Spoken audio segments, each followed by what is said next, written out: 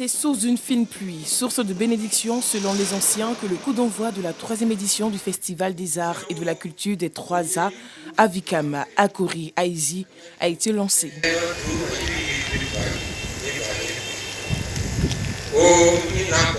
Le préfet de département de Jacquesville, Félicité Takia Oulakra, s'est dite fière d'assister à ce festival de rencontres et de partage des us et coutumes de la région qui contribue au renforcement de la cohésion sociale.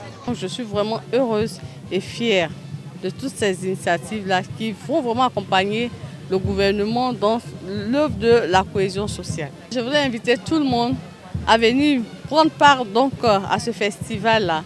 Et surtout à l'endroit des fils et filles de Jacquesville, je pense que c'est un cadre qui est offert à tous pour qu'on puisse se retrouver, pour qu'on puisse se parler. Les gardiens de la culture des peuples des 3A, les chefs coutumiers ont dit être honorés par ce festival qui valorise la richesse culturelle des Haïzi à Vikam et à Akori.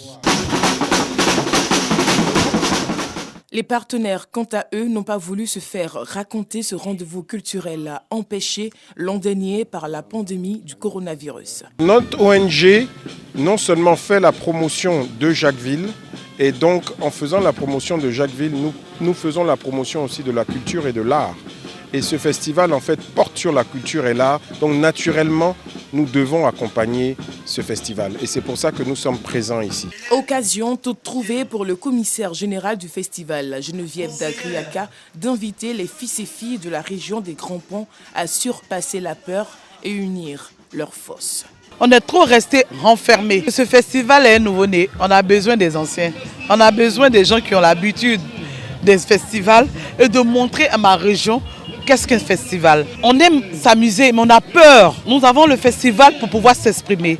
Tournoi de Maracana, course de pirogue, concours culinaire et parade des chefs traditionnels sont les points saillants de ce festival. Cette 3e édition se tient sous le patronage de la grande chancelière Henriette Dagri-Diabaté. 5 jours de formation intensive au CURAT, Centre universitaire de recherche et d'application en télédétection d'Abidjan-Cocody, sur l'utilisation de l'application Python. Python vient faciliter gratuitement, donc le traitement de ces informations que nous prenons au niveau des images satellitaires. Et donc cette formation nous permettra donc à ceux qui sont là de traiter les images et à sortir donc de ces images-là des informations nécessaires pour que les produits qui sortent puissent servir en fait à la population. Présent à cet atelier de formation, étudiants et particuliers, initié par le GMES en Africa, suivi global de l'environnement et la sécurité en Afrique, et financé par la Commission de l'Union africaine, cette formation vise à faciliter le traitement des informations provenant des images satellitaires. Nous sommes dans une salle où l'environnement Python est déjà installé et configuré, donc nos apprenants s'habitue déjà à l'interface Python à travers Anaconda, qui est l'interpréteur de code de Python. Et sur ce fait, les premiers codes à saisir s'habitueront à l'interface de Spider et l'interface de Jupyter, qui sont les 2 interpréteurs de code couramment utilisés en data science. Et donc à travers ces 2 interfaces-là, nous allons appliquer tout ce qui est modèle, tout ce qui est traitement d'images satellitaires, afin d'avoir des résultats sur certains critères aux nouvelles données au Afrique. Depuis quelques années, le langage Python prend une ampleur tout à fait inattendue, avec une utilisation de plus en plus large en Afrique de l'Ouest. En sciences des données, Python est le langage de prédilection pour le traitement et l'analyse des données. Moussa Cissé est le nouveau président de la Jeune Chambre internationale Émeraude. Pour former les leaders dans un monde en mutation, comme le dit la Jeune Chambre internationale, ce cadre financier entend pérenniser les œuvres caritatives au service des communautés. J'ai une lourde responsabilité, c'est conduire avec brio le mandat de l'État. Pour ce mandat, nous allons faire des dons aux personnes défavorisées. Nous allons également réhabiliter et poursuivre la réhabilitation du bosque les dieux locaux d'Atécoulé. En plus de cela, nous avons un projet vert. Représentant le parrain de la cérémonie, Issouf Fadiga, directeur général d'une banque de la place, Kader Touré, chef de service marché et marketing opérationnel, a invité les jeunes à adhérer massivement aux idéaux de la Jeune Chambre internationale. Cette troisième convention de la Jeune Chambre internationale Émeraude a été aussi meublée par la récompense de plusieurs membres en présence de l'invité d'honneur Lebedji Antoine, président de la Jeune Chambre internationale jumelle Abomey Calavi Émeraude du Bénin. La Jeune Chambre internationale Émeraude fait partie des 38 organisations locales de la Jeune Chambre internationale Côte d'Ivoire. Lutter contre le terrorisme, multiplier les prières et les invocations pour la paix dans le monde, privilégier les valeurs de bonté et de générosité, entre autres objectifs que veut atteindre la communauté musulmane Ahmadiyya.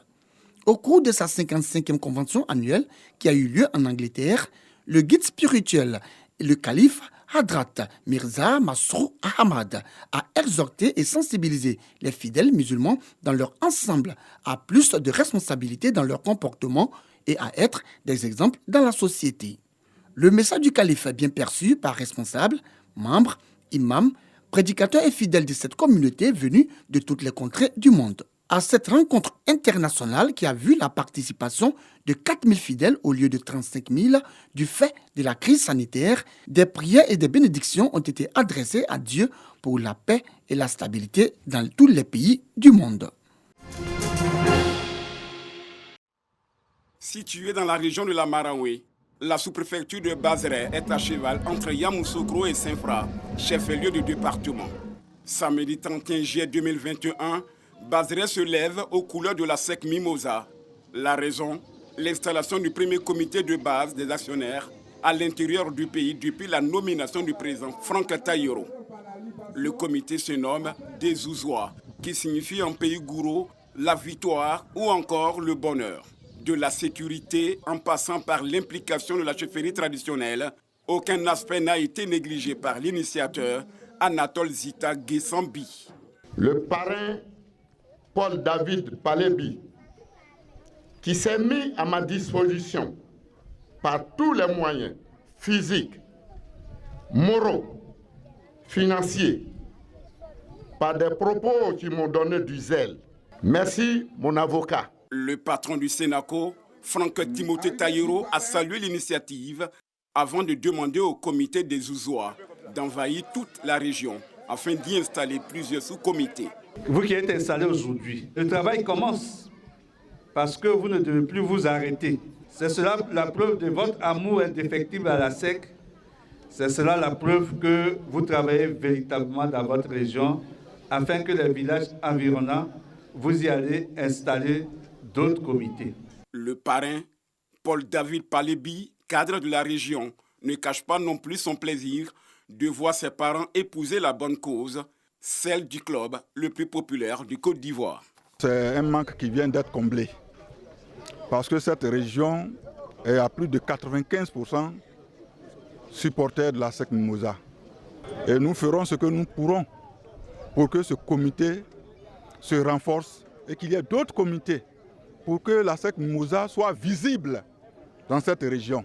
Nous sommes à quelques kilomètres de Yamoussoukro et nous osons espérer que la CAF choisira Yamoussoukro pour les matchs de la SEC Mimosa en Coupe d'Afrique. À la suite des allocutions, plusieurs dons ont été faits à l'endroit des hôtes, notamment le pagne baptisé le Kamaché, l'équivalent de 12 bœufs en pays gourou. Un match de football opposant les anciens de la SEC à ceux de Bazere a mis un terme à l'événement. Diomande Ibrahim Diabougo et ses amis sont sortis vainqueurs de cette confrontation par la plus petite marque, 1-0. La Zambie se rend aux urnes ce jeudi. Dès 6 h du matin, de longues queues se formaient déjà devant les bureaux de vote de Lusaka, la capitale. Les électeurs devront donc désigner leur président parmi les 16 candidats en lice. Mais le duel se jouera essentiellement entre le sortant Edgar Lungu et son rival de longue date Aikende Hichilema, qui se présente pour la 6e fois. Depuis le mois de mai, les deux principaux prétendants ont battu une campagne limitée par les restrictions liées à la pandémie de coronavirus en quête de soutien. Le vote dira qui des deux aura réussi à convaincre une population affectée par la hausse du coût de la vie. L'inflation a grimpé de plus de 20% et la Zambie est devenue le premier pays africain en défaut de paiement depuis l'apparition du coronavirus. Des tensions avaient éclaté à l'approche du vote entre partisans du Front patriotique au pouvoir et ceux de l'opposition. L'armée avait été déployée. Quelques 7 millions d'électeurs sont donc attendus aux urnes. Outre le président de la République, ils votent aussi pour les législatives et les municipales. Les résultats sont attendus avant dimanche.